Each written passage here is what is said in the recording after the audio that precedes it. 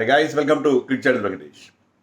Match number 31 లో Punjab Kings will take on Kolkata night riders. Match వేదిక new చండీగఢ్లోని ముల్లాపూర్ stadium. మనకి statistics numbers అన్నిసార్లు నిజాలు చెప్పవు. పాయింట్స్ టేబుల్లో చూస్తే కోల్కతా నైట్ రైడర్స్ 5th ప్లేస్లో ఉన్నారు, టాప్ 4లో లేరు. అండ్ పంజాబ్ కింగ్స్ 6th ప్లేస్లో ఉన్నారు. కానీ ఈ రెండు టీమ్స్ చాలా ఇంప్రెసివ్ టీమ్స్ యాక్చువల్గా. వాళ్ళ పాయింట్స్ టేబుల్ వాళ్ళ పొజిషన్ చూస్తే అంత గొప్పగా లేదు, కానీ they are very very impressive. ఒక టీం ఇంప్రెసివ్ ఇన్ బ్యాటింగ్, మరో team impressive in their bowling. వాళ్ళకి సమస్యలు ఉన్నాయి. ఫర్ ఎగ్జాంపుల్ పంజాబ్కి బౌలింగ్ సమస్య ఉంది, అండ్ కేకేఆర్కి బ్యాటింగ్ సమస్య ఉంది, ముఖ్యంగా వాళ్ళ ఓపెనింగ్ విషయంలో. అయినా సరే ఈ రెండు టీమ్స్ చాలా ఇంప్రెసివ్గా ఉన్నాయి. వాళ్ళు మరి సెకండ్ హాఫ్లో బ్రహ్మాండంగా పుంజుకునే అవకాశం కూడా ఉంది. వాళ్ళిద్దరి మధ్య జరిగే బ్యాటిల్ చాలా ముఖ్యం. టాప్ 4లోకి వెళ్ళడానికి ఈ మ్యాచ్లో గెలిస్తే వాళ్ళకి ఆ ఛాన్స్ ఉంటుంది. పంజాబ్ కాస్త తక్కువ మ్యాచ్లు ఆడుతున్నారు మొదటి నుంచి కూడా. వాళ్ళు కాస్త వాళ్ళ ఐటనరీ, వాళ్ళ షెడ్యూల్ ఎలా ఉందంటే వాళ్ళకి స్టార్టింగ్లో తక్కువ మ్యాచ్లు ఉన్నాయి. సో వాళ్ళు 5 మ్యాచ్లు ఆడారు ఇప్పటివరకు. మిగతా టీమ్స్ కనీసం 6 మ్యాచ్లు ఆడాయి. కొన్ని టీమ్స్ ఆల్రెడీ 7 కూడా కంప్లీట్ చేసుకున్నాయి. కానీ వీళ్ళు 5 మ్యాచెస్ ఆడారు. దాంట్లో వాళ్ళు 2 ఓడిపోయారు, 3 గెలిచారు. సో మిడ్ టేబుల్లో ఉన్నారు వీళ్ళు. But still it is one of the impressive sides. ముఖ్యంగా బ్యాటింగ్ చాలా బాగా చేస్తున్నారు. లాస్ట్ మ్యాచ్లో కూడా దే స్కోర్ 245, వాటిని డిఫెండ్ చేసుకోలేకపోయారు because of bowling failure. So బ్యాటింగ్లో చాలా ఇంప్రెసివ్ ఆ టీం. వెరాజ్ కేకేఆర్ ఎట్లా అంటే వాళ్ళు బౌలింగ్ సూపర్గా ఉంది. ముఖ్యంగా spin duo of Narine and Varun Chakravarthy, they are doing exceedingly well. వాళ్ళ ఎకానమీ 6.73 ఉంది, ఇద్దరు కంబైన్డ్ ఎకానమీ. సో ఈ ఐపీఎల్లో 10 రన్స్ కంటే 10 రన్స్ మాత్రం ఇస్తే చాలా గొప్ప అనిపిస్తుంది. ఎందుకంటే 200 అది చాలా కామన్ అయిపోయింది. 10 కంటే కాస్త తక్కువ 9 ఇస్తే 9 రన్స్ ఎకానమీ ఉంటే చాలా మంచి ఎకానమీ అనుకున్న టైంలో దే ఆర్ అండర్ 7, sub-7 ఎకానమీతో both of them are operating. That is wonderful. Even వాళ్ళ young pacers Vaibhav Arora and Harshit Rana are doing excitingly well. So వాళ్ళకి బౌలింగ్ చాలా బాగుంది. వాళ్ళకి బ్యాటింగ్లో ప్రాబ్లం. ఎందుకంటే వాళ్ళకి క్వింటన్ డికాక్ ఒక్క 97 నాట్అవుట్ మినహాయిస్తే అది పెద్దగా చేసింది ఏం లేదు. Narayan occasionally is doing well. But మిగతా బ్యాటింగ్, ఈవెన్ రస్సెల్ ఇప్పటివరకు has to come to the party. వాళ్ళ క్యాప్టెన్ ఒక్కడే 200+ రన్స్ చేశాడు. వెంకటేష్ అయ్యర్, రింకు సింగ్ కూడా బాగానే ఆడుతున్నారు. కానీ రమన్దీప్ సింగ్ లాంటి వాళ్ళు, అంకుష్ రఘువంశీ ఇంకా అంత ఎఫెక్టివ్గా వాళ్ళు పర్ఫామ్ చేయకపోవడం అనేది చూసాం. లాస్ట్ ఇయర్ ఇదే బ్యాటింగ్లోనే చాలా బాగా బ్యాటింగ్ చేసింది. సో వాళ్ళకి అక్కడ ప్రాబ్లం ఉంది. పంజాబ్కి వచ్చేసరికి పంజాబ్కి సీరియస్ బౌలింగ్ ప్రాబ్లం ఉంది. ఎందుకంటే వాళ్ళు 245 డిఫెండ్ చేసుకోలేకపోయారనే కాదు. Chahal is going for more than 11 runs this season. అతనికి ఏదో పర్సనల్ ప్రాబ్లమ్స్, డైవర్స్ ఇష్యూ ఇలాంటివి ఉన్నాయి. వాట్ ఎవర్, ఎప్పుడు ఇంత ఇన్ఎఫెక్టివ్గా చహల్ చూడలేదు. 11 రన్స్ ఇవ్వడం కాకుండా 2 వికెట్లు తీశాడు. ఆడిన 5 మ్యాచ్ల్లో has picked up just 2 wickets. So అది చాలా ఇబ్బందికరమైన పరిస్థితి వాళ్ళకి. చహల్ లాంటి బౌలర్, సరే అతని ఎకానమీ ఎప్పుడు హైనే ఉంటుంది, బట్ వికెట్స్ తీస్తాడు. కానీ 2 వికెట్లు తీశాడు. డిఫెన్సివ్ బౌలర్ అయిపోయాడు అని చెప్పి somebody like Piyush Chawla, another leg spinner, has been commenting. ఇదివరకు ఏంటంటే వికెట్ల కోసం వెళ్ళాడు. ఇప్పుడు ఇక్కడ కొన్ని బౌండరీలు వచ్చేసరికి తన బౌలింగ్లో వైడ్గా వేయడం, బాల్ బ్యాట్స్మెన్కి అవుట్ ఆఫ్ రీచ్గా వేసే పరిస్థితి చేయడం, ఏదో డిఫెన్స్లో వెళ్ళిపోవడం, అది కూడా వర్కౌట్ కావట్లేదు. So Chahal is going through a lean patch. అతను కమ్బ్యాక్ కావాలి. మనం ఈవెన్ రవి బిష్ణోయ్ కూడా అదే పరిస్థితి చూసాం. Ravi Bishnoi last night bowled very well against Chennai. So ఇలాంటి బౌలర్స్ కొంతమంది కొంచెం ఇబ్బంది పడుతున్నారు. ఇంకా చహల్ ఇబ్బంది పడుతున్నారు. మిగతా స్పిన్నర్స్ బాగా వేస్తున్నప్పుడు చహల్ వాళ్ళకి పెద్ద వరిగా మనం చెప్పుకోవాలి. ఈవెన్ హర్షదీప్ సింగ్ కూడా అంత ఇంపాక్ట్ఫుల్గా ఏం పర్ఫామ్ చేయలేదు ఈ సీజన్లో. Harshdeep is very good bowler. Is bowling well but not great.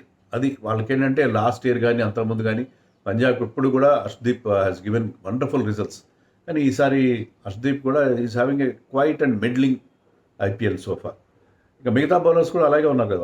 వాళ్ళకి ప్రాబ్లం ఏంటంటే ఫెర్గ్యూసన్ గాయపడ్డాడు. అతను ఒక్కడే మిడిల్ ఓవర్స్లో మంచి వికెట్స్ ఇస్తున్నాడు, కీ వికెట్స్ ఇస్తున్నాడు, మంచి పేస్తో బౌలింగ్ వేస్తున్నాడు అనుకుంటే లాస్ట్ మ్యాచ్లో ఇంజర్డ్ అయ్యాడు. అండ్ ఇన్ ఆల్ లైక్లీహుడ్ మనకు వస్తున్న వార్తలు ఏంటంటే అతను ఇంకా అవుట్ ఆఫ్ టోర్నమెంట్ అయిపోతాడు. సో అది వాళ్ళకి ఆ ప్రాబ్లం మనకి స్పష్టంగా కనిపిస్తుంది. మిగతా బౌలర్స్ కూడా ఎవరు, Marco Jansen blow heart blow cold. కొన్ని మ్యాచ్లు చాలా బాగా వేస్తాడు బౌలింగ్, కొన్ని మ్యాచ్లో పెరితేగా రాసిస్తాడు. లాస్ట్ మ్యాచ్లో 2 overs వేసాడు against Sunrisers and is taken to the cleaners. చాలా ఎక్కువ రన్స్ ఇచ్చేసాడు. So they have serious problem. Maxwell is there, but is not a regular front line spinner. పర్వాలేదు, అతను వికెట్ తీస్తాడు, కొంత పనులు బాగానే వేస్తారు. కానీ ఎనీవే వాళ్ళకి బౌలింగ్లో వైశాఖ్ విజయ్ కుమార్ ఒక మ్యాచ్లో ట్రై చేశారు, తర్వాత ఎందుకు అతనికి ఇవ్వలేదు. ఆ మ్యాచ్లో అతను వైడ్ యార్కర్స్ వేసి కొన్ని వైడ్లు వేసినా కొంత ఇంపాక్ట్ క్రియేట్ చేయగలిగాడు. సో అతన్ని ఏమన్నా మళ్ళీ ఈ మ్యాచ్లో తీసుకొస్తారేమో చూడాలి.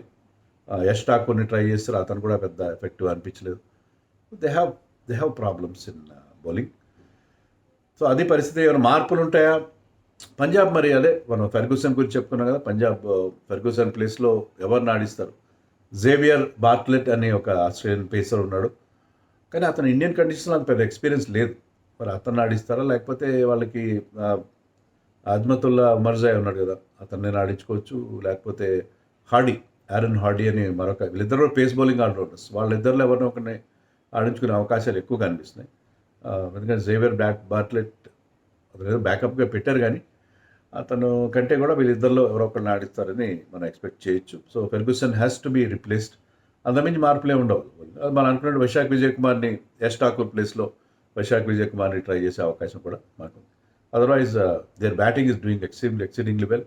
ముఖ్యంగా Prabh Simran and Priyansh Arya is a wonderful talent.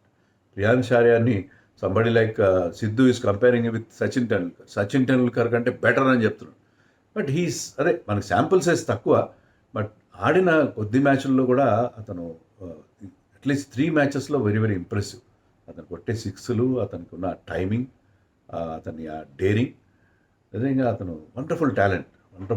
Prabh Simran కూడా చాలా మంచి ఇంటెంట్ చూపిస్తున్నాడు. పెద్ద స్కోర్ చేశాడా లేదా పక్కన పెడితే మంచి ఇంటెంట్తో ఆడుతున్నాడు. At least 2 important knocks has played. And వాళ్ళ captain Shreyas Iyer is in great form.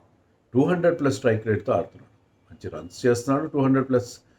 Last మ్యాచ్లో ever unfortunate to finish on the losing side, but played a blinder of an innings against SRH. చాలా అద్భుతమైన ఇన్నింగ్స్ ఆడాడు. సో శ్రేయస్ అయ్యర్ అద్భుతమైన ఫామ్లో ఉన్నాడు. అందులో కసి కూడా ఉంటుంది కదా అతనికి. ఈ మ్యాచ్లో లాస్ట్ టైం వాళ్ళకి టైటిల్ గెలిపించి పెట్టిన కేకేఆర్ మీద ఆడుతున్నాడు ఈసారి పంజాబ్ క్యాప్టెన్గా. వాళ్ళ మీద పర్ఫామ్ చేయాలి, వాళ్ళ మీద గెలవాలనే కసి ఉంటుంది అతనికి. ఎందుకంటే నాకు ప్రాపర్ క్రెడిట్ ఇవ్వలేదు లాస్ట్ టైం నేను టైటిల్ గెలిచినా కూడా, అంతా కూడా గంభీర్ ఖాతాలో వెళ్ళిపోయిందన్న గ్రడ్జ్ అతనిలో ఖచ్చితంగా ఉంది. ఓపెన్గా ఇప్పుడు చెప్పలేదు, కానీ బయటికి రావడానికి కూడా అదే కారణం కేకేఆర్ నుంచి అతను తనంత తను. అండ్ అతనికి కేకేఆర్ వాళ్ళు తనని సరిగ్గా ట్రీట్ చేయలేదు, లేకపోతే తనకి క్రెడిట్ ఇవ్వలేదు విక్టరీకి సంబంధించి. ఎందుకంటే ఈ బ్యాటెడ్ వెల్ లాస్ట్ సీజన్, పెద్దగా రన్స్ చేయకపోయినా మంచి స్ట్రైక్ రేట్ తోని టీం కోసం ఈ was batting load on the order, and team కోసం క్విక్ ఫైర్ నాక్స్ ఆడడం చూసాం మనం, cameo innings. And he lead the team very well. So అతను క్యాప్టెన్సీ ఎంత బాగా చేస్తాడని పంజాబ్ లాంటి ఒక టీం, కన్సిస్టెంట్గా ఓడిపోయే టీంని అతను ఇప్పుడు విజయాల బాట పట్టించాడు ఆల్రెడీ ఈ సీజన్లో. Punjab is looking very very impressive. So అతను అంత క్యాప్టెన్సీ, అతని స్కిల్స్ అంత బాగున్నా సరే అతనికి ప్రాపర్ క్రెడిట్ ఇవ్వలేదన్న కోపం, కసి అతనికి ఖచ్చితంగా ఉంటుంది. అండ్ ఓవరాల్గా they batting is doing exceedingly well.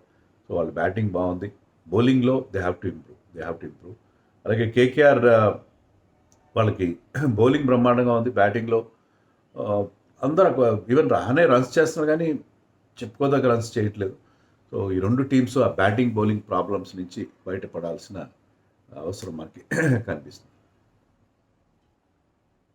And pitch ఎలా ఉంటుంది ముల్లాపూర్లో మామూలుగా అక్కడ పెద్ద స్కోర్లు రావు. గతంలో ఎప్పుడో 200 మాత్రం వచ్చింది, కానీ ఈ సీజన్లో జరిగిన 2 మ్యాచ్ల్లో 3 టీమ్స్ 200 క్రాస్ అయ్యాయి. Chennai team like Chennai is not known for big scores, వాళ్ళు కూడా 200 క్రాస్ చేయగలిగారు.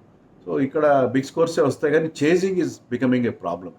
గతంలో చూసినా ఎప్పుడైనా చేజింగ్ 180 పైన ఎవరు చేసినా కూడా అది చేజ్ చేయడం కష్టంగా ఉంది. డ్యూ అన్ని చోట్ల కనిపిస్తుంది. ఆఫ్ లేట్ ఎండలు ముదురుతున్న కొద్దీ, అంటే ఎండలు ముదిరే కొద్దీ ఏంటంటే డే టెంపరేచర్ నైట్ టెంపరేచర్ మధ్య డిఫరెన్స్ పెరిగిపోతుంది. అలా డిఫరెన్స్ పెరిగినప్పుడు మీకు ఖచ్చితంగా ఈ మంచు అనేది ఖచ్చితంగా ఏర్పడుతుంది గ్రౌండ్లో. Day temperature night temperature difference వల్ల, దానివల్ల మనం ఆఫ్ లైట్ ప్రతి మ్యాచ్లో డ్యూ ఫ్యాక్టర్ చూస్తున్నాం, బాల్ చేంజ్ చేయడం చూస్తున్నాం. సో అందుకని టాస్ గెలిచిన క్యాప్టెన్ ఎవరు కూడా ఏ మాత్రం ఆలోచించకుండా వితౌట్ ఎనీ డౌట్ ముందుగా బౌలింగ్ తీసుకుంటారు. మరి ఎవరు గెలుస్తారు ఈ మ్యాచ్లో? I think Punjab is a better side నా దృష్టిలో, బౌలింగ్ కనుక ఇంప్రూవ్ చేసుకుంటే. But mostly it will go with the toss. Go with the toss. ఎందుకంటే సెకండ్ బ్యాటింగ్ అదే చేజింగ్ కష్టం అని అనుకున్నా సరే ఫస్ట్ బ్యాటింగ్ చేసిన వాళ్ళు కాస్త చిన్న స్కోర్కి వాళ్ళు కట్టడి చేయగలిగితే ఐ థింక్ టాస్ గెలిచి ముందుగా బౌలింగ్ తీసుకున్న టీం గెలిచే అవకాశాలు కనిపిస్తాయి.